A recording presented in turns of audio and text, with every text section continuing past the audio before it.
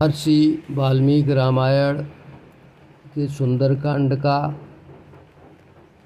32वां सर्ग, जिसमें सीता जी ने अशोक वाटिका में हनुमान जी को सर्वप्रथम देखा, उसका निवेदन यहाँ पे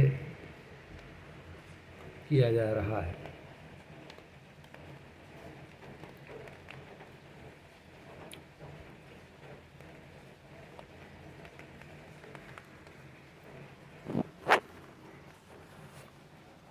तब ततः शाखांतरे लीनं दृष्ट्वा चलितमानसा वेष्टितार्जुन वस्त्रं तं विद्युत्सङ्घातपिङ्गलं सा ददर्श कपिं तत्र प्रसृतं प्रियवादिनं शोकोत्कराभासं तप्तचामीर मतलब तब शाखा के भीतर छिपे हुए विद्युत पुंज के समान अत्यंत पिंगल वर्ण वाले और श्वेत वस्त्रधारी हनुमान जी पर सीता जी की दृष्टि पड़ी। मैंने पेड़ पर ही बैठे थे तो सीता जी ने नीचे से उनको देखा। फिर तो उनका चित्त चंचल हो उठा। उन्होंने देखा फूले हुए अशोक के समान अरुण कांति से प्रकाशित एक विनीत और प्रियवादी वानर डालियों के बीच में बैठा है। उनके नेत्र तपाए हुए, वानर के नेत्र तपाए हुए सुवर्ण के समान चमक रहे हैं। साथ दृष्ट्वा, आप लोग ये देख लीजिए श्लोक तक हम पढ़े। साथ दृष्ट्वा हरिश्रेष्ठं विनीतवदवस्थितं मैथिली चिन्तयामास विस्मयं परमं गता। विनीत भाव से बैठे हुए वानर श्रेष्ठ हनुमान जी को देखकर मिथिलेश कुमारी को बड़ा आश्चर्य हुआ। वे मन ही मन सोचने लगी, क्या ओ भीममिदं सत्वं वानरस्य दुरासदं दुर्निरीक्ष्यमिदं मत्वा पुनरेव मुमोहमा। अहो, यह वानर योनि का जीव तो बड़ा ही भयंकर है, इसे पकड़ना बहुत ही कठिन है। इसकी ओर तो आंखें उठाकर देखने का भी साहस नहीं होता। ऐसा विचार करके सीता जी पुनः भय से मूर्छित हो गईं, व्याकुल हो गईं।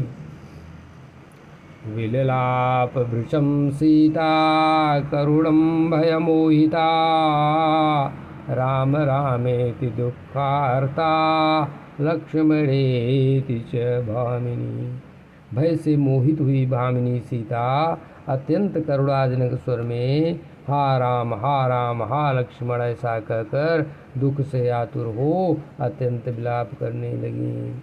रुरोध सहसा सीता मंद मंद स्वरा सती साथ दृष्ट्वा हरिवरं विनीतवधूपागतं मैथिली चिन्तयामासा स्वप्नोऽयमिति भामिनी। उस समय सीता मंद मंद स्वर में सहसा रो पड़ी।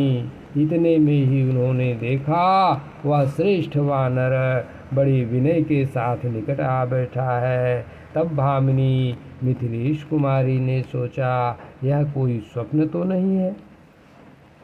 सवीक्ष्यमाणा पृथुभोग्नवक्त्रं शाखा मृगेन्द्रस्य यथोक्तकारं ददर्श पिङ्गप्रवरं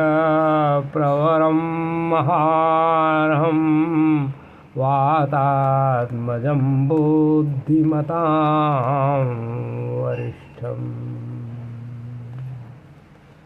तब उन्होंने आदरणीय बुद्धिमानों में श्रेष्ठ वानर राज पवन सुत हनुमान को इस प्रकार देखा। सातं समीक्ष्यैव वृषं विपन्ना गता सुकल्पेव बभूव सीता चिरेण संज्ञां प्रतिलभ्य चैवं विचिन्त्यमासा विशालनेत्रा विचिन्तयामास विशालनेत्रा। हनुमान जी के देखते ही इतनी व्यथित इस प्रकार से हो गए मानो उनको भी प्राण ही निकल जाएंगे। स्वप्नो मयायं विकृतो अद्य दृष्टः शाखा मृगशास्त्रगणे निषिद्धा स्वस्त्यस्तु रामाय सलक्ष्मणाय तथा पितुर्मे जनकस्य राज्ञा। वे सोच रही हैं कि आज मैं बड़ा बुरा स्वप्न देख रही हूँ। सपने में वानर को देखना शास्त्रों में निषिद्ध है। मेरी प्रार्थना भगवान से है कि श्री राम लक्ष्मण और मेरे पिता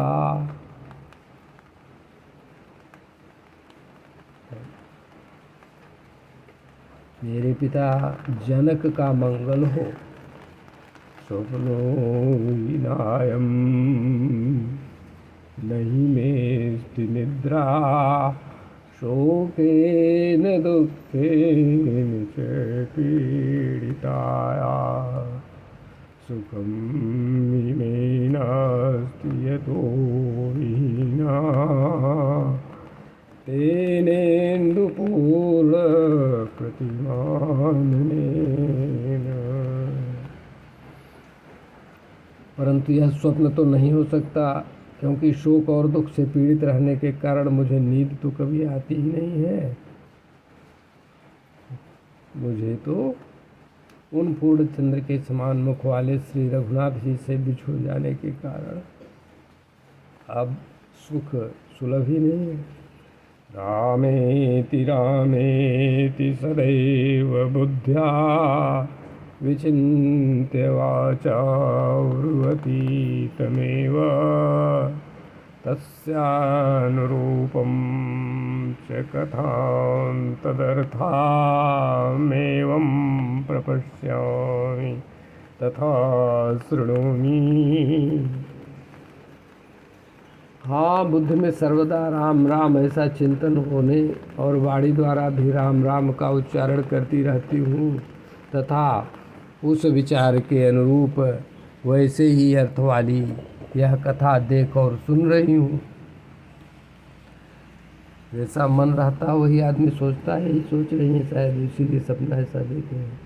अहम हितस्याद्य मनोभवेन संपीडितात विगत सर्वभावा विचिन्तयन्ति सततं तमेव तथैव पश्यामि तथा शृणोमि। मेरा हृदय सर्वदा श्री रघुनाथ जी में ही लगा रहता है, अतः श्री राम दर्शन की लालसा से अत्यंत पीड़ित हो सदा उन्हीं का चिंतन करती हुई उन्हीं को ही देखती और उन्हीं की कथा सुनती हूँ। मनोरथा स्यादिति चिन्तयामि तथापि बुद्ध्यापि वितर्कयामि किं कारणं तस्य हीनास्ति रूपं सुव्यक्तरूपस्य वदत्ययं माम्।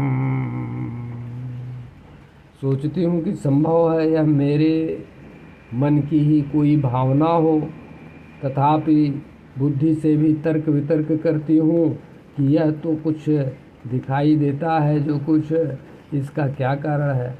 मनोरथ है या मन की भावना का कोई स्थूल रूप तो नहीं है, परंतु इस वानर का रूप तो स्पष्ट दिखाई दे रहा है। इस वानर का रूप तो स्पष्ट दिखाई दे रहा है और यह मुझसे बातचीत भी करता है। नमोऽस्तु नमोऽस्तु वाचस्पतये सवज्रिणे स्वयंभुवे चैव हुताशनाय अनेन चोक्तं यदिदं ममाग्रतो वनौकसा सच तथास्तु नान्यथा। मैं वाणी से के स्वामी बृहस्पति को और वज्रधारी इंद्र को, स्वयंभू ब्रह्मा जी को तथा वाणी के अधिष्ठात्र देवता अग्नि को नमस्कार करती हूँ। इस वनवासी वानर ने मेरे सामने यह जो कुछ कहा है वह सब सत्य हो, उसमें कुछ भी अन्यथा न हो। सोऽवतीर्यं द्रुमात् तस्मात् विद्रुं प्रतिमाननः विनीतवेषः कृपणा प्रणिपत्योपसृत्य च तां ब्रवीन्महातेजा हनुमान् मारुतात्मजा शिरस्यञ्जलिमाधाय सीतां मधुरया गिरा। उधर मोगे के समान लाल मुख वाले महातेजस्वी पवन कुमार हनुमान जी ने उस अशोक वृक्ष के नीचे से उस अशोक वृक्ष से नीचे उतर कर माथे पर अंजलि बांधकर मैंने हाथ जोड़कर विनीत भाव से दीनतापूर्वक निकट आकर प्रणाम करने के अनंतर सीता जी से मधुर वाणी में कहा, कायनो पद्म पलाशाक्षी क्लिष्ट कौशेयवासिनी द्रुमस्य शाखामालम्ब्य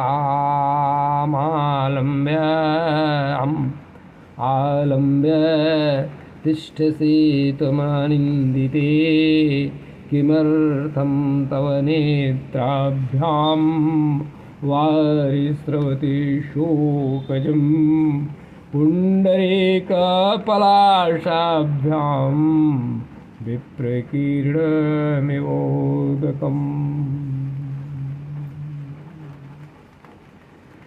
हनुमान जी पूछते हैं संक्षेप में सम्मान देते हुए कि आपकी आँखों में ये शोक के आंसू क्यों गिर रहे हैं। सुराणां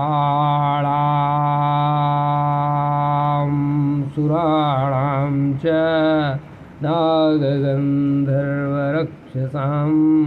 यक्षाणां किन्नराणां च का त्वं भवसि शोभने का त्वं भवसि रुद्राणां मरुता च वरानने प्रसूना च वरारोही देवता प्रतिभासि मे। हनुमान जी पूछते हैं कि आप देवता असुर नाग गंधर्व राक्षस यक्ष किन्नर रुद्र वसुगण तथा मरुदगण तथा वसुओं में से कौन हैं? इनमें से किसी की कन्या अथवा पत्नी है सुमुखी वरारोहे, मुझे तो आप कोई देवता से जान पड़ती हैं। किम तु चंद्रमसाहीना पतितो विबुधालयात् रोहिणी ज्योतिषां श्रेष्ठा सर्वगुणाधिका।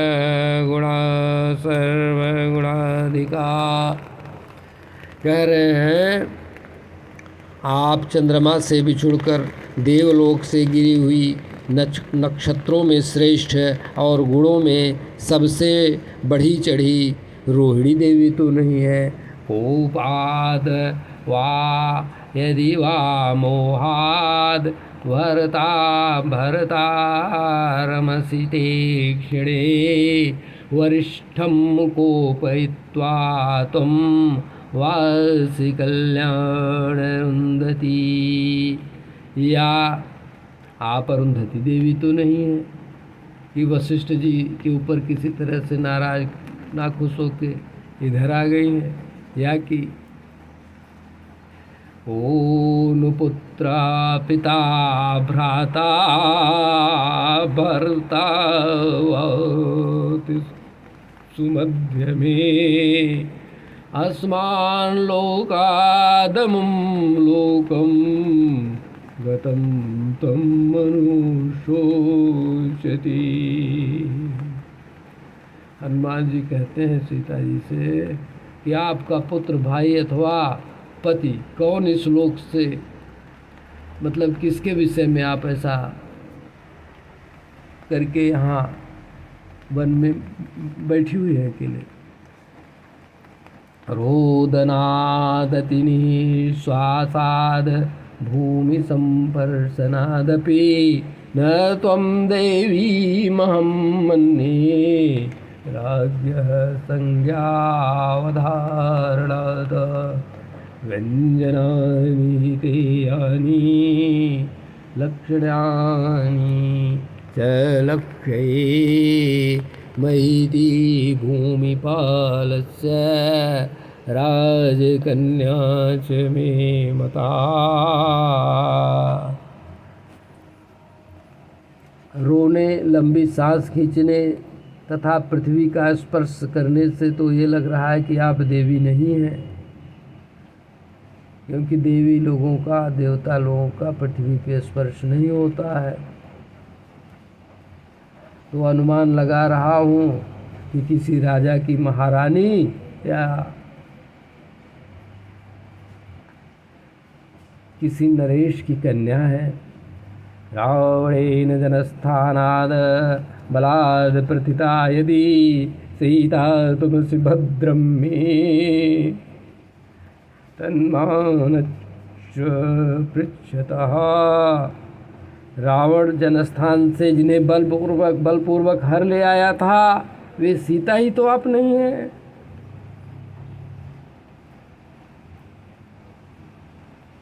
यदि आप सीता हैं तो आपका कल्याण हो। आप ठीक ठीक मुझे बताइए, मैं आपके विषय में जानना चाहता हूँ। यथा हितौ त्वयि दैन्यरूपं चाप्यतिमानुषं तपसा चान्वितो त्वं राममयि ध्रुवम्। दुख के कारण आप में जैसी दीनता आ गई है, जैसा आपका अलौकिक रूप है तथा जैसा तपस्विनी का सा वेश है, इन सब के द्वारा निश्चय ही आप श्री रामचंद्र जी की महारानी जान पड़ती हैं। या तस्य वचनं श्रुत्वा रामकीर्तन हर्षिता उवाच वाक्यं वैदेही हनुमन्तं द्रुताश्रितं। हनुमान जी की बात सुनकर विदेह नंदिनी सीता श्री रामचंद्र जी की चर्चा से बहुत प्रसन्न थीं। अतः वृक्ष का सहारा लिए खड़े हुए उन पवन कुमार से इस प्रकार बोली।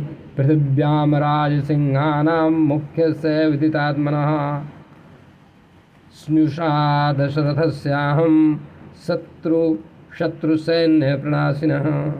बोली कि पृथ्वी के राज सिंहासन के चक्रवर्ती राजा महाराज दशरथ की मैं पुत्र वधू हूँ, जो शत्रुओं का प्राणनाश करने में दक्ष हैं बहुत। दुहिता जनकस्याहं वैदेहस्य महात्मनः सीतेति नाम्ना चोक्तारहं भार्या रामस्य धीमतः। मैं महाराज जनक की पुत्री, महात्मा जनक की पुत्री हूँ, मेरा नाम सीता है और श्री राम मेरे धर्मपति हैं। श्री रामचंद्र जी, महात्मा श्री रामचंद्र जी मैं उनकी धर्मपत्नी हूँ। समाद्वादस्तत्राहं राघवस्य निवेशने भुञ्जानामानुषान् भोगान् सर्वकाम समृद्धिनी। अयोध्या में रघुनाथ जी के अंतःपुर में 12 वर्षों तक मैं सब प्रकार के मानवीय व्यवहार करती हुई उनके साथ रही। मेरी सारी अभिलाषाएं सदैव पूर्ण होती रहीं। ततस्त्रयोदशे वर्षे राज्ये चैक्ष्वाको नन्दनम् अभिषेचयितुं राजा सोपाध्याय प्रचक्रमे। तस्मिन् सम्भ्रियमाणे तु राघवस्याभिषेचने कैकेयी नाम भर्तारम् इदं वचनम् अब्रवीत, न पिबेयं न खादेयं प्रत्ययं मम भोजनम् एष मे जीवतस्यान्तो रामो यद्यभिषिच्यते।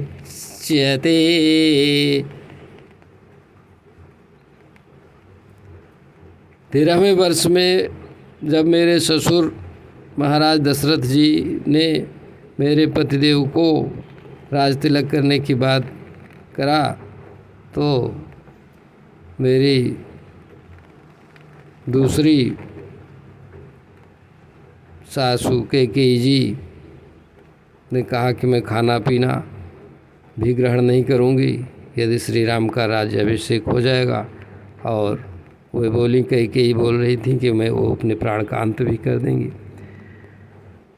यद तदुक्तं त्वया वाक्यं प्रीत्या नृपसत्तं तच्चेन्वितर्वितथं कार्यं वनं गच्छतु राघव। नृपश्रेष्ठ अपने प्रसन्नता पूर्वक मुझे जो वचन दिया उसे यदि असत्य नहीं करना है तो श्री राम वन में चले जाएं, ऐसा माता हमारे सासू माता कैकेयी जी ने कहा महाराज दशरथ जी मेरे ससुर जी से। स राजा सत्यवान सत्यवागदेवा वरदानमनुस्मरण मुमुः वचनं श्रुत्वा कैकव्या क्रूरं प्रियं ततस्तम् अस्थविरो राजा सत्यधमे व्यवस्थितः ज्येष्ठं यशस्विनी पुत्रं रुदन् राज्यम् अयाचत।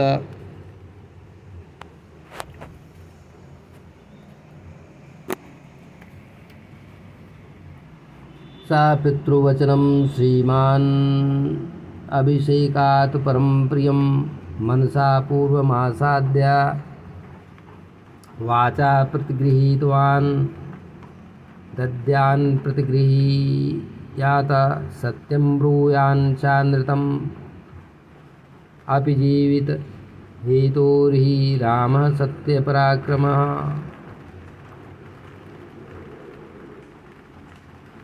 स विहायोत्तरीयाणि महार्हाणि महायशाः विसृज्य मनसा राज्यं जनन्यै मां समादिशत। साहं तस्याग्रतस्तूर्णं प्रस्थिता वनचारिणी न हि मे तेन हीनाया वासा स्वर्गे अपि रोचते। और ऐसे में श्रीमान राम को पिता के वचन राज्याभिषेक से भी बढ़कर प्रिय थे, इसलिए उन्होंने राज्य को छोड़ दिया और वन की ओर आने लगे। तो मैं क्योंकि उनके बिना मैं रह नहीं सकती, अतः मैं भी वन में उनके साथ आ गई। प्रागेव तु महाभागा सौमित्रिरत्रनन्दनः पूर्वजस्यानुयात्रार्थे कुशचरैरलङ्कृतैः। और उनके साथ मेरे पतिदेव के साथ उनके छोटे भाई सुमित्रा कुमार महाभाग लक्ष्मण जी भी आए।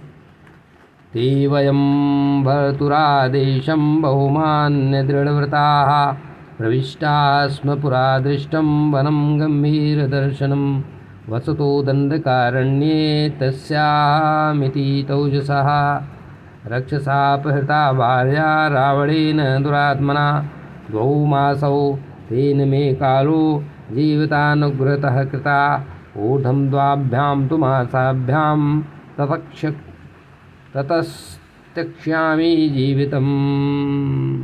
जीवितम्। इस प्रकार हम तीनों ने अपने स्वामी महाराज दशरथ जी की आज्ञा को अधिक आदर देकर दृढ़ व्रत लेकर वन में आ गए। यहाँ दंडकारण्य में अमित तेजस्वी भगवान श्री राम के भार्या मुझ सीता को दुरात्मा राक्षस रावण यहाँ हर ले आया है। उसने अनुग्रह पूर्वक मेरे जीवन धारण करने के लिए 2 मास की अवधि निश्चित किया है। उन 2 महीने के बाद मुझे अपने प्राणों का परित्याग करना पड़ जाएगा। इस प्रकार सीता जी ने कहा। तब हनुमान जी बताते हैं, हनुमान जी का वार्तालाप थोड़ा सा और सुन लीजिए, लेकिन मिनट ज़्यादा हो गया है, मिनट का बड़ा लफड़ा है। 2 अध्याय हो भी गया है। अब हनुमान जी का वार्ता और सीता जी का आप लोगों को बाद में निवेदन करेंगे। चलिए अभी आप लोग इतना ही सुनिए। बोलो सियावर रामचंद्र जी महाराज की जय। बोलो राम लखन अरुजान की जय। बोलो हनुमान की। महावीर बिनवऊ हनुमाना राम जासु जस आप बखाना। हर हर महादेव।